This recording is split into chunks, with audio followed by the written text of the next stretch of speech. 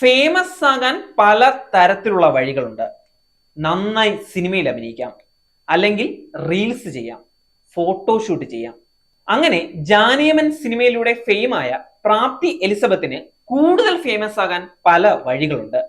രാഷ്ട്രീയം പറയുന്നതും അതിൽ ഒന്ന് തന്നെയാണ്. ഇസ്രായേൽ പലസ്തീൻ വിഷയത്തിൽ കേന്ദ്രം നിൽക്കുന്നത് ഇസ്രായേലിന് കൂടെയാണ്. നരേന്ദ്രമോദി ഇന്ത്യ സ്റ്റാൻഡ്സ് വിത്ത് ഇസ്രായേൽ എന്ന നിലപാടും വ്യക്തമാക്കിയിട്ടുണ്ടായിരുന്നു. ജാനിയമൻ എന്ന സിനിമയിലൂടെ ഫെയിമായ നടി പ്രാപ്തി എലിസബത്ത് പലസ്തീനൊപ്പമാണ് നിൽക്കുന്നത്. ഓരോരുത്തർക്കും അവരവരുടെ രാഷ്ട്രീയ നിലപാടുള്ളത് കൊണ്ട് തന്നെ അതൊന്നും ഒരു പ്രശ്നമുള്ള കാര്യമല്ല. എന്നാൽ ഇപ്പോൾ പ്രശ്നം, പ്രാപ്തി ഇൻസ്റ്റഗ്രാമിൽ ഒരു ഫോട്ടോ സ്റ്റോറിയായി ഷെയർ ചെയ്തു. നടനും BJP നേതാവുമായ കൃഷ്ണകുമാർ ഇസ്രായേലിന് ഒപ്പം നിൽക്കുന്നതാണ് പ്രാപ്തിയുടെ പ്രശ്നം. രാഷ്ട്രീയ നേതാവായതുകൊണ്ട് തന്നെ അദ്ദേഹത്തിന് വിമർശനങ്ങൾ വരും എന്നുള്ളതിൽ ഒന്നും തന്നെ ചിന്തിക്കേണ്ട കാര്യമില്ല. പക്ഷെ ഒരാളെ വിമർശിക്കുന്ന സമയം നമ്മൾ അവരുടെ കുടുംബത്തിനെ കൊണ്ടുവരുന്നതാണ് എനിക്ക് മനസ്സിലാവാത്ത കാര്യം. ഇതിനു മുൻപും നമ്മൾ ഇത് പലതവണ കണ്ടിട്ടുള്ളതാണ്. പുതുപ്പള്ളി ഇലക്ഷൻ സമയത്ത് ചാണ്ടി ഉമ്മനെ വിമർശിക്കുന്നതിന് പകരം സഹോദരി അച്ചു ഉമ്മനെതിരെ ട്രോളുകൾ വന്നത്. ഇവിടെയും വിഷയം മറ്റൊന്നുമല്ല, കൃഷ്ണകുമാറിന്റെ മക്കളെ പറഞ്ഞാൽ പ്രാപ്തിക്ക് പെട്ടെന്ന് തന്നെ കുറച്ച് ഫോളോവേഴ്സ് കൂടുതലായി കിട്ടും. വിഷയത്തിൽ ഒരു തരത്തിലും ബന്ധമില്ലാത്ത കൃഷ്ണകുമാറിന്റെ ഭാര്യയെയും മക്കളെയും ഇതിലേക്ക് പിടിച്ചു കൊണ്ടുവന്നതിന്റെ പൊരുളാണ് ആർക്കും തന്നെ മനസ്സിലാകാത്തത്.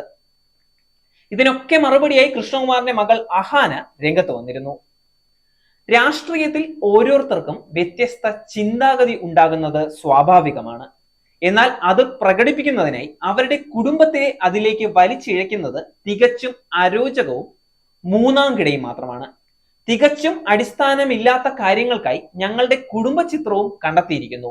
നിങ്ങളുടെ കണ്ടന്റുകൾ ഒരു സമയത്ത് ഞാൻ പിന്തുണച്ചത് എന്തിനാണെന്ന് എന്നോട് തന്നെ ചോദിച്ചു പോവുകയാണ്.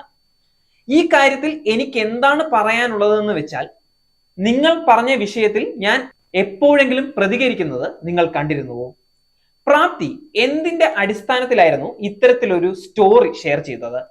നിങ്ങൾ ഉന്നയിച്ച ആരോപണം ശരിയാണോ എന്ന് തിരക്കാൻ 2 മിനിറ്റെങ്കിലും നീക്കി വെക്കാത്തത് എന്തുകൊണ്ടാണ്? പ്രാപ്തി, നിങ്ങളുടെ ഉദ്ദേശം എന്താണ്? ലോകത്തെ നന്നാക്കാനാണോ ശ്രമിക്കുന്നത്? മറ്റൊരാളെ അപമാനിച്ച് ശ്രദ്ധ നേടുന്നതാണോ? കുറച്ചുപേർ നിങ്ങളെ ശ്രദ്ധിക്കുന്നതിനായി ഇത്രയും തരം താഴ്ന്ന രീതിയിലേക്ക് നിങ്ങൾ പോകരുതായിരുന്നു. ഫെമിനിസം, സമത്വം, മനുഷ്യത്വം തുടങ്ങിയ വിഷയങ്ങളെ കുറിച്ച് സംസാരിക്കുന്ന നിങ്ങൾ തരം താഴ്ന്ന രീതിയിലേക്ക് ഇപ്പോൾ പോയിരിക്കുകയാണ്. ഇത്തരത്തിൽ പെരുമാറുന്നതിലൂടെ നിങ്ങളുടെ ഇരട്ടത്താപ്പാണ് എനിക്ക് മനസ്സിലാക്കാൻ സാധിക്കുന്നത്. എന്റെ അച്ഛന്റെ രാഷ്ട്രീയവുമായി യോജിപ്പില്ലാത്തതിനാൽ നിങ്ങളെ പോലുള്ള നിരവധി പേർ എന്റെ അനുജത്തിമാരോടും അമ്മയോടും സോഷ്യൽ മീഡിയ അക്കൗണ്ടുകളിൽ വന്ന് വെറുപ്പ് തുപ്പുന്നത് ഞാൻ കാണാറുണ്ട്. പക്ഷെ അവരൊക്കെ മുഖമില്ലാത്തവരും വ്യക്തിത്വമില്ലാത്തവരുമാണ്. പക്ഷെ നിങ്ങളെ പോലൊരാൾ ഇത്തരത്തിൽ പറയുമ്പോൾ കണ്ടില്ലെന്ന് ഞാൻ നടിക്കുന്നെങ്കിൽ അത് തെറ്റാണ്. നിങ്ങൾ കളിയാക്കാറുള്ള മനുഷ്യരെ പോലെ തന്നെ നിങ്ങളും പ്രവർത്തിക്കുന്നതിൽ സ്വയം ലജ്ജിക്കൂ എന്നായിരുന്നു അഹാന കുറിച്ചത്. കൃഷ്ണകുമാറിന്റെ തന്നെ മകളായ ദിയ കൃഷ്ണ പറഞ്ഞ മറുപടിയാണ് വ്യക്തിപരമായി എനിക്ക് കൂടുതൽ ഇഷ്ടമായത്. ഓൺ കണ്ടന്റും നോ അറ്റൻഷനും 0 ഫോളോവേഴ്സുമാണോ? നിങ്ങളുടെ പ്രിയപ്പെട്ട കൃഷ്ണ സിയൻസിനെ കുറിച്ച് ഹേറ്റ് കണ്ടന്റ് ചെയ്യുക, 1K ഫോളോവേഴ്സ് കിട്ടും. നിങ്ങൾ ഞങ്ങളുടെ സീക്രട്ട് ജലസ് ഫാൻ ആണെന്ന് ലോകത്തിന് അറിയാം. തുടരുക. ആവശ്യക്കാരെ സന്തോഷിപ്പിക്കുന്നത് ഞങ്ങൾ പ്രോത്സാഹിപ്പിക്കുന്നു എന്നായിരുന്നു ദിയയുടെ പ്രതികരണം. രാഷ്ട്രീയം പറയുന്നതോ വിമർശിക്കുന്നതിലോ ഒന്നും ഒരു തെറ്റും തന്നെ ഞാനോ ആരും കാണുന്നില്ല.